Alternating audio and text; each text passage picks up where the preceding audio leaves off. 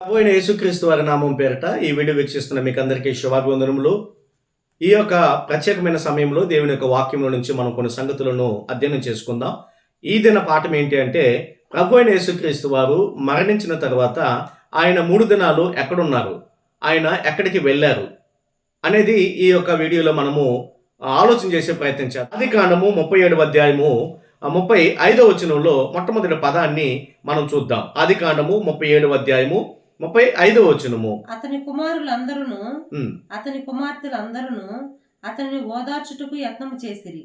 అయితే అతడు ఓదార్పు పొందనొలక, నేను అంగలార్చుచు మృతుల్లోకమునకు నా కుమారుని యొద్దకు వెళ్ళేదనని చెప్పి అతని తండ్రి అతని కోసం ఏడ్చెను. ఓకే, దేవుని యొక్క వాక్యంలో నుంచి మనం ఆలోచన చేసినట్లయితే ఇక్కడ ఒక పదము అనేది చూస్తున్నాం.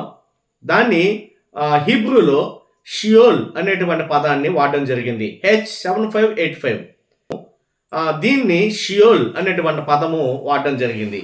అదేవిధంగా మరొక వచనాన్ని కొత్త నిబంధనలో నుంచి లూకాసు వార్త 16వ అధ్యాయము 23వ వచనాన్ని మనము లేఖనాల నుంచి చదువుకుందాం. పాతాళములో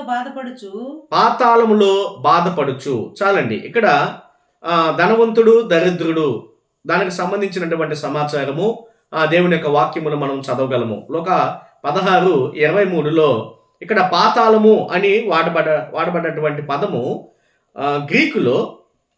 గ్రీకులో ఉన్నటువంటి పదం ఏంటి అని మనం ఆలోచన చేసేటట్లే హెడెస్ అనేటువంటి పదము, G86 అనేటువంటి పదం. జి అనగా గ్రీకు, 86 అనేటువంటి నంబరు, హెడెస్ అనేటువంటి పదము.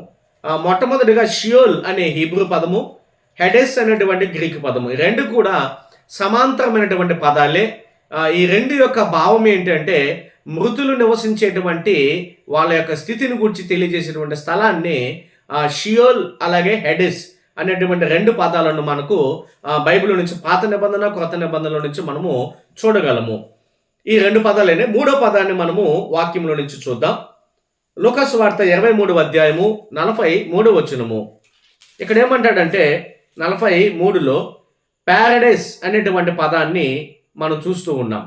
అందుకు ఆయన వానితో, నేడు నీవు నాతో కూడా పరదేశులో ఉందువని నిశ్చయముగా నీతో చెప్పుచున్నాను. నేడు నీవు నాతో కూడా పరదేశులో ఉందువని నిశ్చయముగా నీతో చెప్పుచున్నాను. ఇక్కడ వాడబడ్డటువంటి పదము పరదేశు అనేటువంటి పదము. ప్రియులారా, వాస్తవానికి ఈ పరదేశు అనేటువంటి పదము అనేటువంటి పదము దీనికి సంబంధించినటువంటి సమాచారాన్ని మనం ఆలోచన చేసినట్లయితే మరొక మాట కూడా చదువుకుందాం.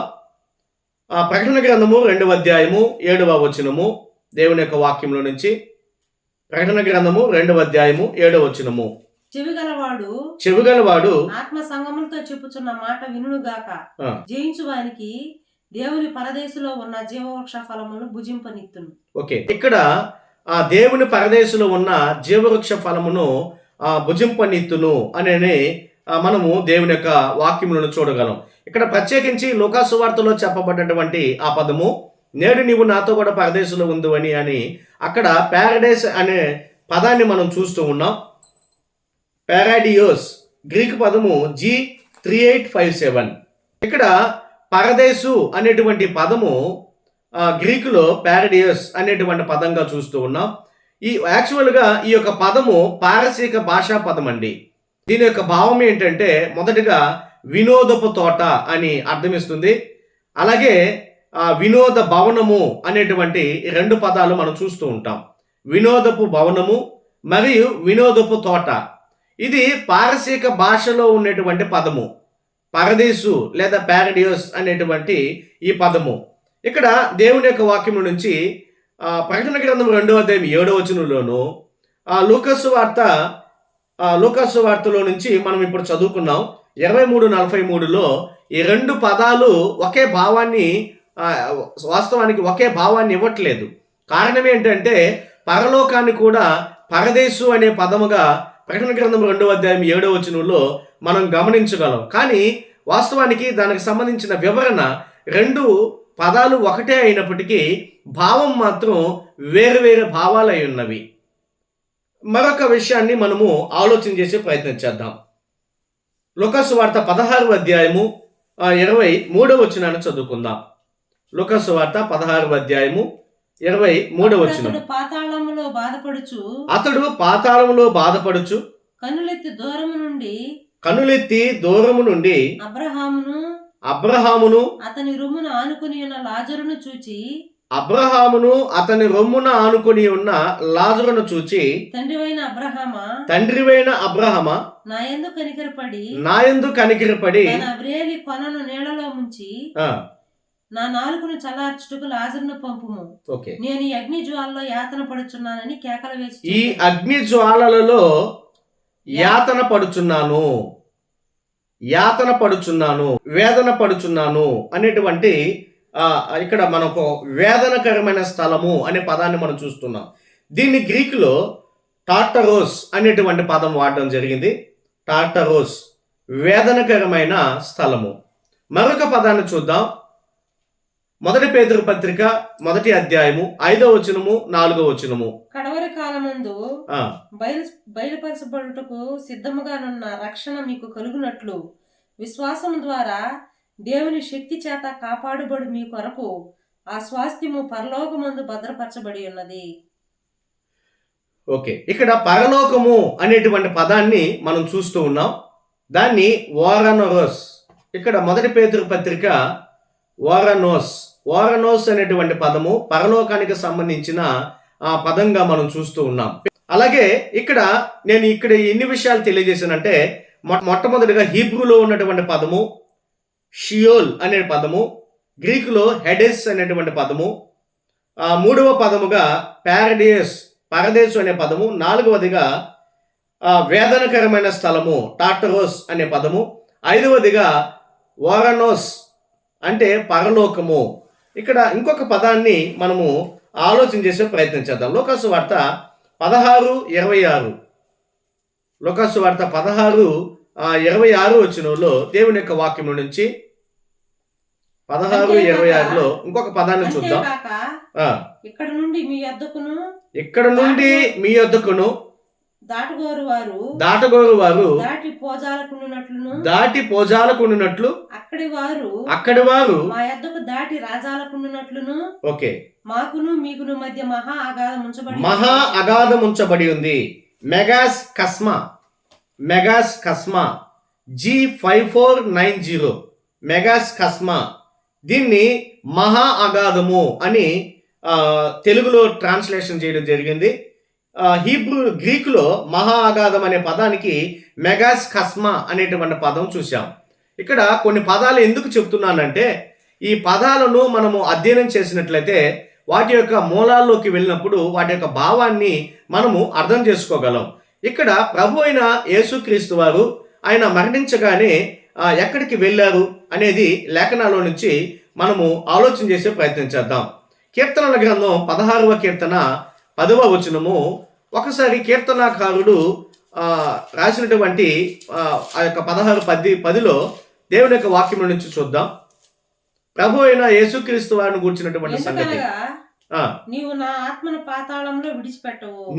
ఆత్మను పాతాళములో విడిచిపెట్టవు, నీ పరిశుద్ధిని కుళ్ళు పట్టనివ్వు.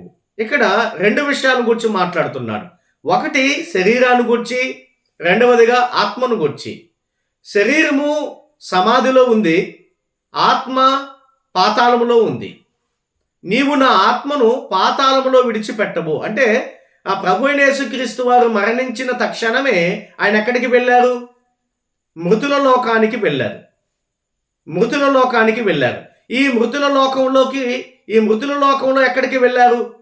దేవుని యొక్క వాక్యంలో నుంచి అపోస్తల కార్యములు 2:27 వచనాన్ని చదువుకుందాం. అపోస్తల కార్యములు 2వ అధ్యాయము 27వ వచనం చూద్దాం. ప్రియమైన దేవుని వారలారా, 2:27. నీవు నా ఆత్మను పాతాళములో విడిచిపెట్టవు, నీ పరిశుద్ధిని కుళ్ళు పట్టనివ్వవు, నాకు జీవ మార్గమును తెలిపితివి. ఇక్కడ కీర్తనాకారుడు రాసినటువంటి 16:10లో కీర్తన 16:10లో చెప్పబడ్డ అదే విషయాన్ని అపోస్తల కార్యములు 2వ అధ్యాయము 27వ వచనంలో అదే విషయాన్ని తెలియజేస్తూ ఉన్నారు. ఇక్కడ ఒక విషయాన్ని తెలియజేస్తాను చూడండి. సిలువమానులో ఉన్నటువంటి దొంగతో ప్రభు అయిన యేసుక్రీస్తు వారు నేడు నీవు నాతో కూడా పరదేశంలో ఉందువని నిశ్చయముగా నీతో చెప్పుచున్నాను అన్నాడు. ఇక్కడ ఆ పరదేశుకి వెళ్ళాను అంటున్నాడు కదా. ఇంతకుముందు నేను ప్రకటన గ్రంథం 2వ అధ్యాయం 7వ వచనంలో దేవుని యొక్క పరదేశంలో జీవవృక్ష ఫలమును భుజింపనిత్తును అనే పదాన్ని చదివినిపించాను. అదే పదాన్ని తీసుకొని ఒకవేళ దాన్నే పరలోకం అనుకుంటే అక్కడ సందర్భమేమో పరలోకానికి సంబంధించిన సందర్భంగా కనబడుతుంది. కానీ వాడబడ్డటువంటి పదం మాత్రం పరదేశుకు సంబంధించిన పదంగా వాడడం జరిగింది. కానీ అక్కడ వాడబడ్డటువంటి పదం పరదేశం అనేటువంటి పదం పరలోకానికి సూచించేటువంటి పదంగా ఉంది. ఎలా అనేది ఒకసారి మనం లేఖనాల నుంచి ఆలోచన చేద్దాం. వాస్తవానికి ప్రభు అయిన యేసుక్రీస్తు వారు మరణించి తిరిగి లేచిన తర్వాత యోహాను సువార్త 20వ అధ్యాయంలో 17వ వచనాన్ని చదువుకున్నట్లయితే ఆయన ఏం చెప్తున్నారో చూడండి ఒకసారి. ఇది చాలా కీ పాయింట్. ఇది ఒకసారి ఈ వచనాన్ని చదువుకుందాం. యోహాను సువార్త 20:17.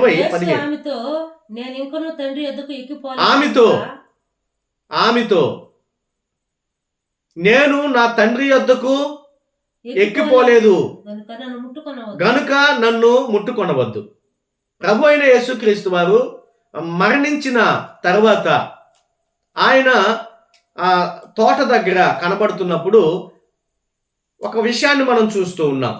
17వ వచనంలో అక్కడ ఆ స్త్రీతో, అమ్మ నన్ను ముట్టుకొనవద్దు, ఎందుకు అంటే నేను తండ్రి యొద్దకు ఎక్కిపోలేదు.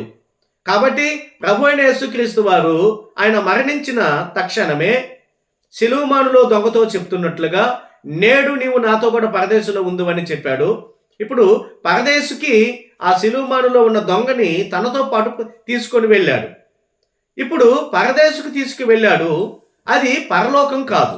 ఒకవేళ పరలోకం అయితే ఇక్కడ ఏం చెప్తున్నాడు అంటే నేను ఇంకనూ తండ్రి యొద్దకు ఎక్కిపోలేదు అన్నాడు. కాబట్టి యేసు ప్రభు వారు చెప్తున్న విషయం ఏంటంటే నేను తండ్రి యొద్దకు ఎక్కిపోలేదు అంటున్నాడు. కాబట్టి తండ్రి యొద్దకు ఎక్కిపోలేదంటే ఆయన ఎక్కడున్నారు? ఆయన పాతాళములో, అనగా మృతులు నివసించేటువంటి స్థలములో. దీన్ని పాతాళము అనగా వేదనకరమైన స్థలము కాదు, విశ్రాంతి తీసుకునేటువంటి స్థలము, నీతిమంతులు నివసిస్తున్నటువంటి స్థలముగా పరదేశం ఉంది. ఆ పరదేశుకే ప్రభు అయిన యేసుక్రీస్తు వారు వెళ్ళారు. ఇక్కడ మరణించినటువంటి వ్యక్తులు ఎక్కడున్నారు? ఎన్ని లోకాలు ఉన్నాయి? పరలోకానికి వెళ్ళారా? మొదలైనటువంటి సంగతులు మన ఛానల్లోనే ఒక వీడియో ఉంది. ఆఫ్టర్ డెత్, మరణించిన వారు ఎక్కడికి వెళ్ళారు అన్నటువంటి టాపిక్ని మన యొక్క ఛానల్లో ఉన్నాయి. ఒకసారి మీరు దాన్ని పరిశీలన చేయవలసిందిగా ప్రేమతో మీకు విజ్ఞప్తి చేస్తూ ఉన్నాను.